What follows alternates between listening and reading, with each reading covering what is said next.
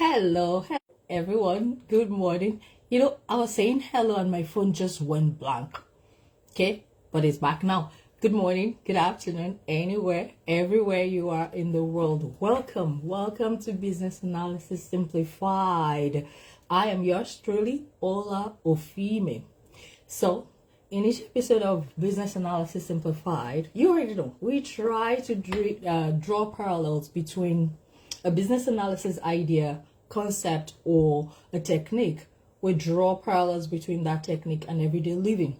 We figure that if these techniques and these concepts are helping organizations thrive, why not try to draw some principles out of those concepts and apply it to everyday living? And so we try our best every single Saturday to do that here on every episode. Okay, so welcome to today's episode. I hope your week was amazing. I hope you did fantastic things. And to our US counterparts, happy Thanksgiving. It's the Thanksgiving week for the US. I am trying, you already know, trying to bring in my BFF, my business partner, on the show because we do well together. They say two are better than one, isn't it? Yeah, two good heads are better than one. Hers is a really good head. Okay, is she coming or not? Come on, babes. Yeah, so That's a good head. oh yeah. Hello, KDO. How are you doing? I'm doing good. And yourself? I'm doing great. Happy Thanksgiving. I was saying happy Thanksgiving to our US counterparts. Mm-hmm. It's Thanksgiving week for them. Yep. What are you Oh, yeah. grateful for, Oh, KDO? I am I'm thankful for you. grateful. I'm thankful for you. Okay. Don't set me up now. I'll just go. You better say the same. I will not play with you again. If you don't say that you're thankful for me, you know how we are when we're younger. Oh my God. It's okay. Just tell me, what are you grateful for, KDO? Honestly, I am grateful for the gift of life. I mean, every other thing happens because we're here. We're still on the side of eternity, right? Absolutely. So I am grateful for life. And another four-letter word, I am grateful for love. I am just somebody that is so much in love with love itself. I I Okay. love I love loving. I know it sounds okay. What's she saying now? I'm just grateful for the gift of love. People that love me. I'm grateful for Ola. I'm grateful for my family. I'm grateful for everyone. Oh, that's amazing. Yeah. Okay, so for our audience, I know we all have something that we're grateful for, no matter how little. Mm-hmm. Yes, so we want you to drop it in the comment below what it is that you're grateful for in this Grateful weekend. for. Awesome. Absolutely. Okay, so in Absolutely. today's episode, we're going to be talking about another business analysis technique, and it's called, I went back. No, I didn't go back. It's called lessons learned. It's called lessons learned. You know what Right? Some I'm people, gonna say? I'll say, yeah. Ola, okay, not now. Again, I should have said I'm grateful for the gift of your voice that came back because I thought you lost it like 2 seconds ago. Like, oh my God, not now, Ola. Don't lose that voice. Yeah, yeah. During the week, my voice went to whisper level. It was as if something hit my larynx, and I was like, "Oh shoot, was this trying to tell me to talk less and listen more?" Oh yes, I could do that, but you don't have to completely just take it away. So Mhm. I learned to. Oh, see, we're talking about Lessons learned. lessons learned. Just There you this week, go. I learned to listen Mhm. more and talk less because I was forced. I was practically forced to listen, and at some point I had to really shut down to get well. So thankfully I'm a little better now. You could still hear a little bit of huskiness in the voice, but Mhm. it's gonna clear off eventually. Oh yeah. So the technique we're talking about today is lessons learned. And Mhm.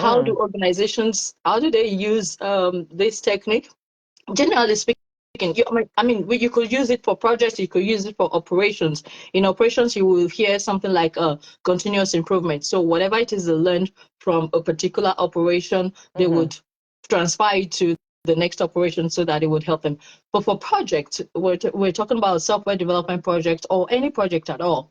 The ideal thing is that after closing out the project, after you've reconciled the budget, you've reconciled every other resources that you've used, you have to still conduct a session that is either called retrospective if it's in the agile environment, or you call it lessons learned if it's in the traditional environment. Yeah. And what you're looking for is you're bringing the project team together, or all the stakeholders that were involved during the project phase. You're bringing them together and you're asking specific questions around what was it that we did well. So they will itemize those. What was it that we could improve, we could have improved on? And they would even look deeper into things like the budget. What did we plan? How much did we plan to spend? How much did we eventually spend? Then Yeah. how many resources did we plan to use? How many did we use eventually? So all of this, the planned versus actual comparison, right? They begin to gather those information together and then put it in a particular document. Some will use the project charter. Just put it at the last page of the project charter, or open a completely new document for it, and just tag it lessons learned for project so XYZ, right?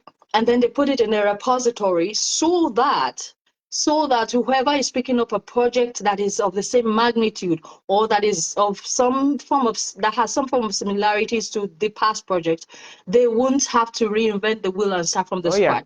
They'll just pick up that document, that project charter, wherever it lives in the repository, pick it up, read it, and see what has been done before, and use it as a baseline for what is going to happen, maybe in the present or in the future, right? That's ideal situation.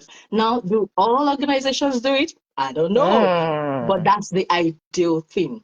Lessons learned, that's how to use it.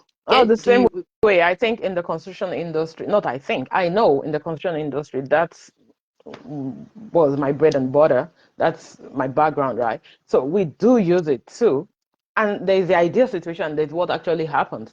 The ideal situation is when the project is wrapping up, winding down, people, stakeholders, people that were actively involved in the project will come together and say, okay, this is what we actually learned. These are the things that, we want to take note for next time. If we're to redo this project, these are the things that now that we're wiser, we're smarter, these are the things we would have done. They put all of that together.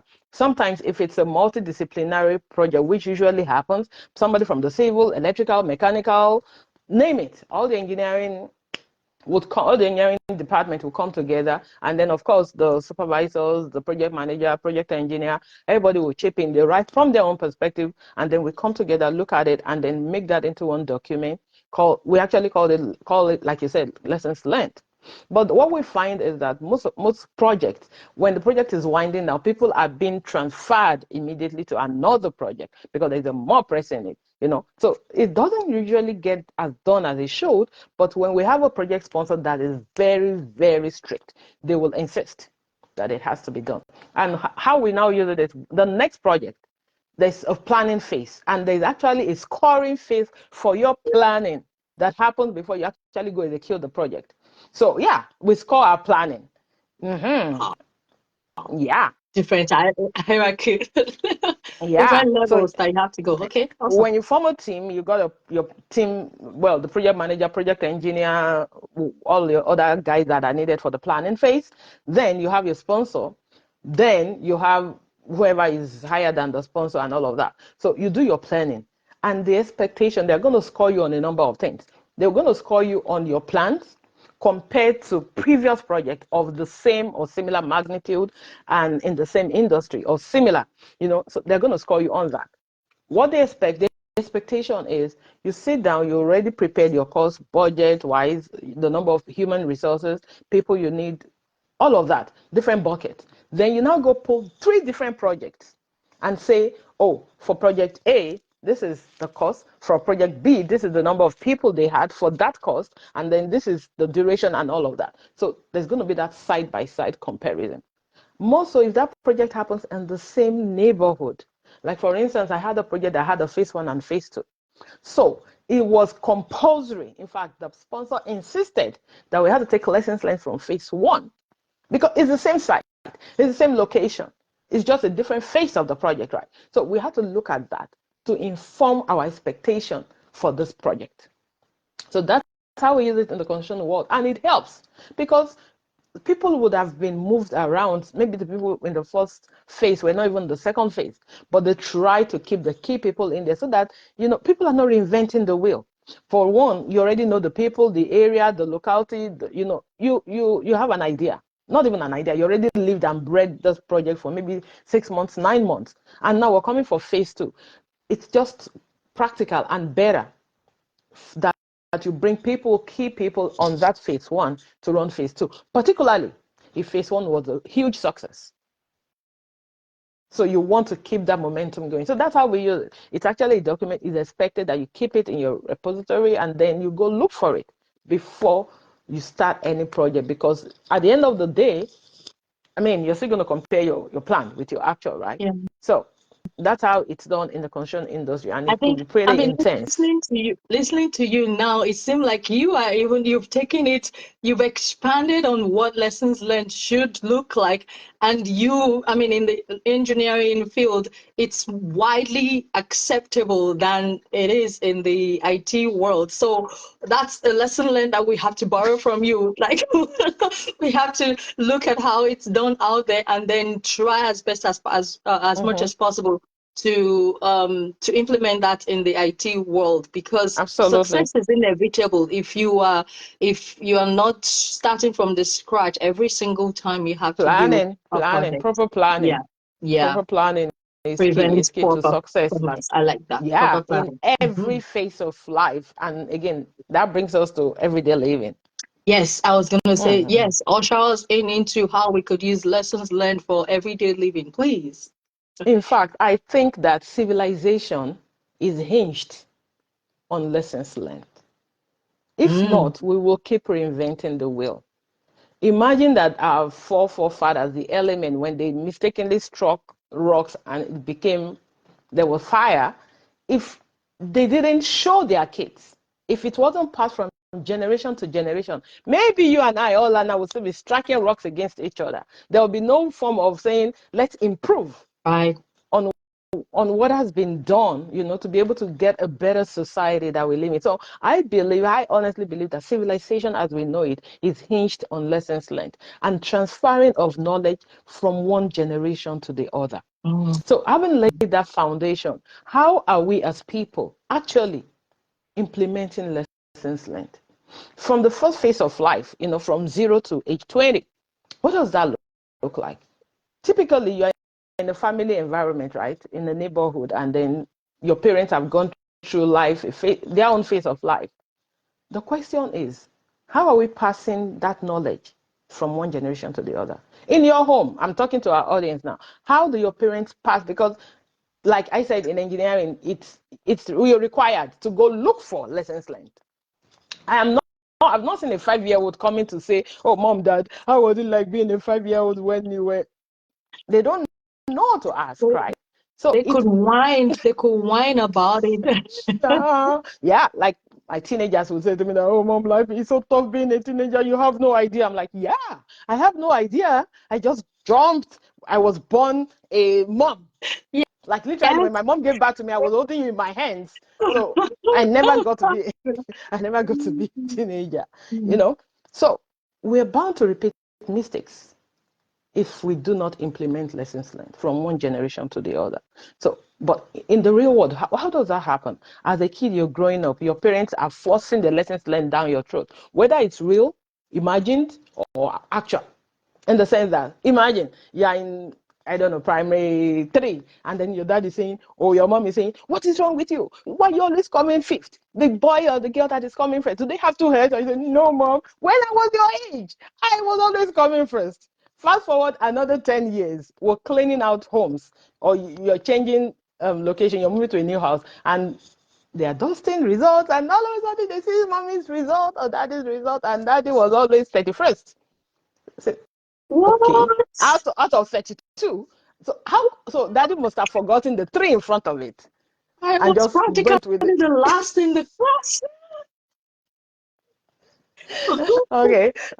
So that's on a lighter, just trying to be funny here and just catch some giggles and chuckles. But the truth of the matter is, if we do not transfer, if we do not teach the generation next, if we do not pass on the lessons learned, we are doomed to repeat the mistakes of the past.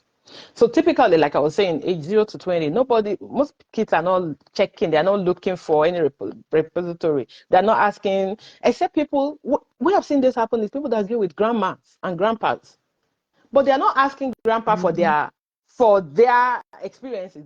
It's more about the storytelling, right? Oh, so grandpa, how was it like in your days? Because grandpa is saying, you children, that you're always going around with phone, we didn't have fun in my day. So grandpa, tell me, how was it like in your days?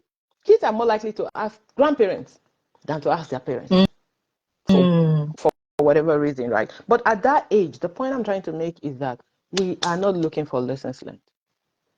It is the parents that have that responsibility, in my opinion, to work with the kids about where they've been, what they've done. And sometimes you have to be truthful. You have to be truthful. Instead of telling your daughter, don't come near boys. If you come near boys, you'll be pregnant. And the girl too is running away from every single boy in class. There was a case where I was growing up and a boy touched a girl and she started crying. Oh my God, now I'm going to be pregnant. You touched me. Because when she started her period, her mom said to her that, now, if a boy touches you, you are done for. You are pregnant.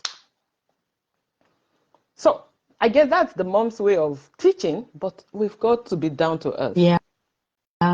So as against instilling fear, just helping them understand the process of how, in that case, how a girl gets pregnant so that she understands and then she's prepared, right, to guard against, Such, occurrence, such an occurrence. yeah.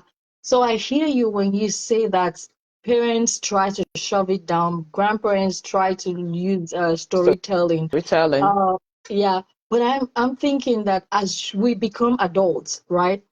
What I'm finding more, and I know you are because you are a professional coach, is people have figured out somehow, or I say a percentage of the world's population have figured out that maybe I need someone who's been where I want to I go. wanna be. So could I possibly get mentorship or some form of coaching from that person so that it could hasten my journey to where I want to go, right? So, as against, like you said, reinventing the wheel, finding mentorship, finding a coach who's been where you want to go or who knows how to get you to where you want to Where you go wanna go? is Absolutely. pretty significant. Oh yeah. It cuts your progress, it cuts it short, and then you're able to achieve things quickly because they have the ability to transfer that knowledge. You talk about knowledge transfer that knowledge and valuable knowledge for that matter, transfer that expertise, right? They are able to share what it is that they've been through and how it is that they got to where they are right now, shared with you. Of course, you would have your own Oh experiences yeah. too, because I know that some people would say, oh, yes, you learn from people's experience, but your own experience is the best teacher. No, you could borrow other people's experiences. You will still go through your own experience, but guess what? Because you've heard of people's experiences, you're able to better handle your experience because now Yeah. you're pulling from people's knowledge, you're pulling from people's experiences, then applying it to your everyday life, right? So Absolutely, finding a Ola. coach, Absolutely. finding mentorship, right, to accelerate that learning process or to accelerate your success journey is truly It's key. key. Because And yeah, to your point, what exactly do we do at PMB? This is exactly what we're talking about. I know people, and I've heard more people that went to the uni to study business and had to drop out. Guess what? Your professor has never owned a business in his life. So what exactly, apart from the theory of businessing, if that's I a word, apart like from the that. theory of businessing, what else is he going to teach you? So I've had Mm. cases of people dropping out of school to go actually learn and study with someone that is in business. At PMB, that's what we offer because if you go study business analysis in class, they're going to teach you like the Y, the X of engineering. But does that translate to actual practical knowledge? No. So, and that's when we found out that gap, bridging that gap between theory and practical. And that's where we come in. As PMBs, Ola is a veteran. She's gone through the process. She knows the shortcuts. All her learned years and years and years and years and years of learning. We've condensed them into 10 weeks to say, okay, this is the way. Walk in it. This is the path. Don't go there. Do this. Do this. And people are getting results. It's amazing. And then we combine that with the fact that in class, we talk about resume re-engineering. I help with being headhunted, how to get headhunted, LinkedIn profile, optimization, all of those things. No university, I mean, if you even go in there for 2 years or 2-year diploma or a 4-year course, you still come out fresh and green. But in 10 weeks, we're able to achieve this in a PMBest program and then literally hand-holding you, coaching and mentoring. That is what life is all about. Imagine you, Ola, with all that you've gone through. Now you have a job, life is good, Ola is pretty, she's beautiful, she's a diva, she's on top of a game. She doesn't put together anything. She doesn't write down anything. There is no collection of all her learnings. Yeah, it would have served you as a person. But what about the people coming behind? How helpful is your knowledge to them? Right? So that's what we're talking about. Lessons learned. Whatever you've gone through, others that are coming behind you should not necessarily have to go through the same thing. We talk about, if I can, I'm very passionate when it comes to the issue of coaching and mentoring and writing things down, documentation. How is it that all of a sudden, Mungo Park was the one that discovered what? Something. Mm-hmm. Mm-hmm. A river that has existed. River now. Yeah, I know, because we don't document. People rewrite our stories because we refuse to write our own stories. Right? And when you're no longer there, you can't even blame them. People my color, we don't like to write. We don't like to write, we don't like to read. Things are getting better, but I can't wait for the wind of change to blow through the entire of the African continent to the point where people are actually documenting things. You trained up a child, we do amazing things, but there is no history of it. So somebody else will come and write from their own prism. Of course. If they're the first people to write it, then they own the rights to it. Oh, yes. So this is not supposed to be, but it's just, it's my passion that is seeping through, but we've got to write more, we've got to document more. We've got to help the generation next.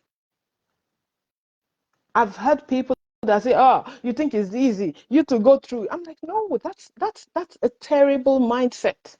People should not go through the stress you went through just so you can feel what?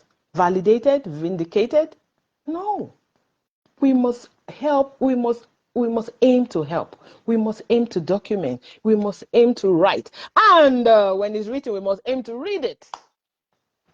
Oh, yeah, because it's one thing. So like we said, organizations use it from one project to another. It's one thing for the people that implemented a project that closed it out and documented the lessons learned. Is one thing for them to go through that exercise, that torture, because it's really torture, having to compare actuals versus planned. It's one thing for them to do that work.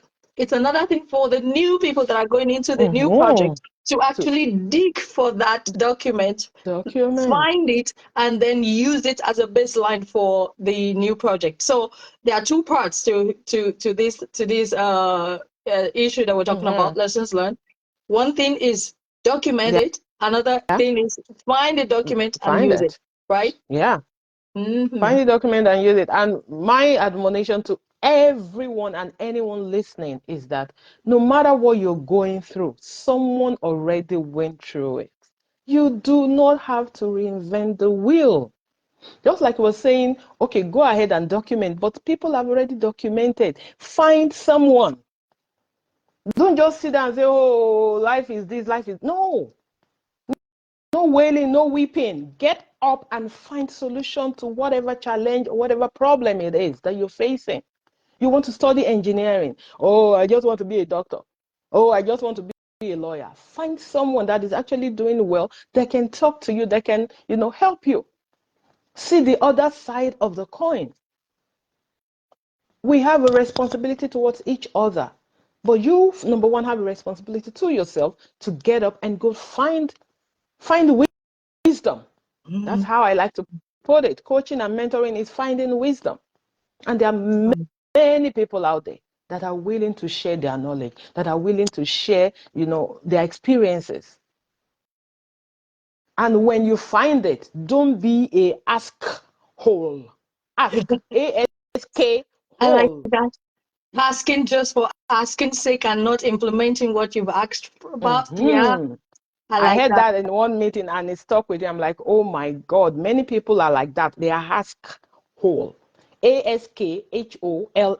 They just keep asking and asking. And when you're telling them all of these things, it's falling into a very deep grudge, bottomless pit, because they don't do anything with it.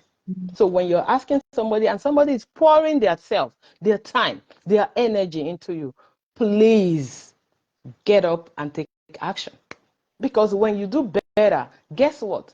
You do better, your family does better by implication, the society does better by implication, and the entire world is a better place. Absolutely. Absolutely. Awesome. So I think we have done justice to this to this technique called lessons learned. It's now left for you. Find out what it is that you want.